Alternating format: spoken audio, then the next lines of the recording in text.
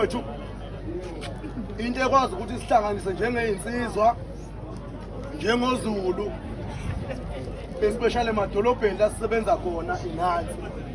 njengoba usibona sihlangene la sisuke endaweni eziningi ezihlukahlukene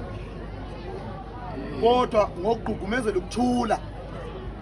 nobumbano lomsizwa endaweni la sizama khona amatoho sibe sesihlanganisa lokho sengisho ukuthi bafowethu asinalo ilungelo njengeinsizwa ukuthi simkhethele ukuthi votelani muphi uhulumeni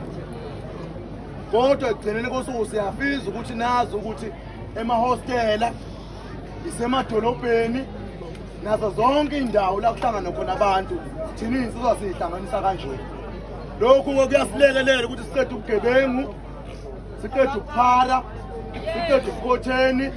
sigugumezele wonke umuntu ukuthi umuntu osedolobheni ukuthi akasebenzele ekhaya sengisho ukuthi bafowethu njengoba silana sizinsizwa sihlukahlukene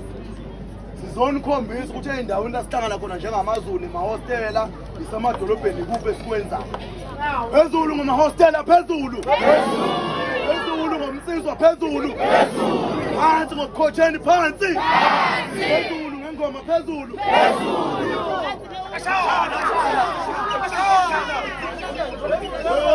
umathandana wami lona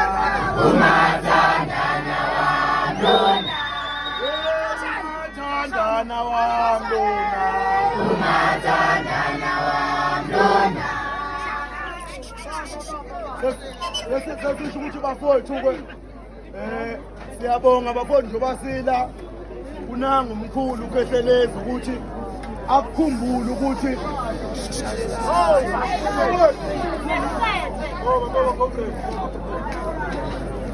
sesisho ukuthi bafowethu njengoba silana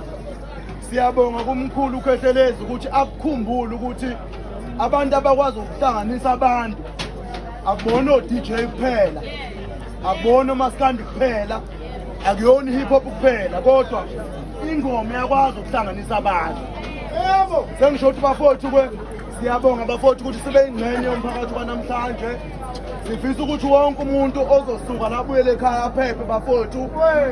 siyabonga kakhulu njengamabhosa njengamaqembu bafowethu sibe siyingxenye yomcimbi wanamhlanje bafowethu sengisho ukuthi ngalokho-ke sizobeka umuntu wokugcina bese siyavala siyabonga bafowethu.